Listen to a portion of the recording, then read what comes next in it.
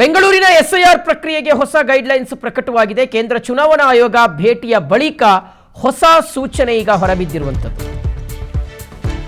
ಬೆಂಗಳೂರಿನಲ್ಲಿ ಎಸ್ಐಆರ್ ಪ್ರಕ್ರಿಯೆಗೆ ಹೊಸ ಗೈಡ್ಲೈನ್ಸ್ ಪ್ರಕಟವಾಗಿದೆ.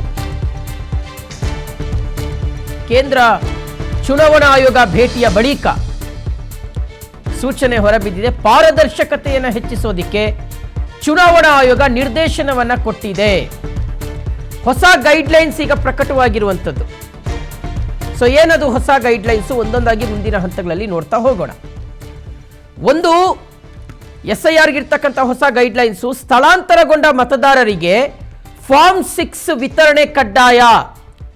ಅಂದರೆ ಈಗ ಒಂದು ಕಡೆಯಿಂದ ಬೇರೆ ಕಡೆಗೆ ಸ್ಥಳಾಂತರಗೊಂಡಿರ್ತಾರಲ್ಲ, ಅವರಿಗೆ ಫಾರ್ಮ್ 6 ವಿತರಣೆ ಕಡ್ಡಾಯವಾಗಿ ಆಗಬೇಕು.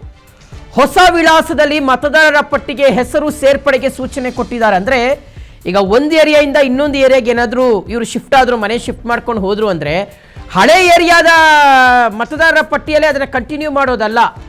ಏನು ಮಾಡ್ತಿದ್ದಾರೆ ಕೆಲವು ಕಡೆಗಳಲ್ಲಿ ಅಂದರೆ, ಹಳೆ ಏರಿಯಾದಲ್ಲಿ ಇದ್ದಂಥವ್ರನ್ನ ಮತ್ತೆ ಹಳೆ ಏರಿಯಾಕ್ಕೆ ಕರೆಸ್ಕೊಂಡು, ಯಾವ ಮನೆಯಲ್ಲಿ ಅವ್ರು ಇದ್ರಲ್ವಾ ಅದೇ ಮನೆ ಹತ್ರ ಕರೆಸ್ಕೊಂಡು ನಿಲ್ಲಿಸ್ಕೊಂಡು ಅಲ್ಲಿ SIR ಫಾರ್ಮನ್ನು ಕೊಟ್ಟು, ಎನ್ಯುಮರೇಷನ್ ಫಾರ್ಮನ್ನು ಕೊಟ್ಟು ಹೋಗ್ತಾ ಇದ್ದಾರೆ ಕೆಲವೊಬ್ಬರು BLO ಅಧಿಕಾರಿಗಳು. ಹಂಗೆ ಆಗಬಾರ್ದು. ಫಾರ್ಮ್ 6 ಕೊಡಬೇಕು ಅವರಿಗೆ. ಹೊಸ ಅಡ್ರೆಸ್ಸಲ್ಲಿ ಏನಿದಾರಲ್ಲ, ಹೊಸ ಲೊಕೇಶನಲ್ಲಿ ಏನಿದ್ದಾರೆ ಅಲ್ಲಿ ಅವರ ಮತದಾರರ ಪಟ್ಟಿ, ಅಲ್ಲಿ ಅವರ ಹೆಸರನ್ನು ಸೇರಿಸಬೇಕು. ಸೊ ಇದು ಚುನಾವಣಾ ಆಯೋಗ ಕೊಟ್ಟಿರ್ತಕ್ಕಂಥ ಸೂಚನೆ. BLOಗಳು BLAಗಳಿಗೆ ಸ್ಥಳಾಂತರಗೊಂಡ ಮತದಾರರ ಮಾಹಿತಿಯನ್ನು ಹಂಚಿಕೆ ಮಾಡಬೇಕು. ಅಂದರೆ ಆಯಾ ಬೂತ್ ಲೆವೆಲಲ್ಲಿ ಇರ್ತಕ್ಕಂತಹ ಏಜೆಂಟ್ರುಗಳಿಗೆ, ಅಂದರೆ ಪಕ್ಷದ ಏಜೆಂಟ್ರುಗಳು ಇರ್ತಾರೆ, ಅವ್ರಿಗೆ ಇದ್ರ ಬಗ್ಗೆ ಮಾಹಿತಿ ಕೊಡಬೇಕು ಅಂತ ಮಹಜರು ಮಾಡಿ ಫೋಟೋಗಳನ್ನು ಕಡ್ಡಾಯವಾಗಿ ದಾಖಲು ಮಾಡಬೇಕು. BLO BLA ಸಮನ್ವಯಕ್ಕೋಸ್ಕರ ಮತಗಟ್ಟೆ ಮೇಲ್ವಿಚಾರಕರಿಂದ ವಿಶೇಷ ಸಭೆಯನ್ನು ಮಾಡಬೇಕು ಅನ್ನುವ ಸೂಚನೆಯೂ ಸಹ ಹೋಗಿದೆ. ಮತದಾರರ ಪಟ್ಟಿ ರಾಜಕೀಯ ಪಕ್ಷಗಳೊಂದಿಗೆ ಪರಿಶೀಲನೆ ಆಗಲೇಬೇಕು, ಇಲ್ಲಾಂದರೆ ತಕರಾರೆತ್ತಾರೆ. ಕಾಂಗ್ರೆಸ್ ಅವರು, BJP ಅವರು, JDS ಅವರು ಅಥವಾ ಇನ್ನೊಂದು ಮಗದೊಂದು ಪಕ್ಷದವರು ತಕರಾರು ಮಾಡ್ತಾರೆ ನಾಳೆ.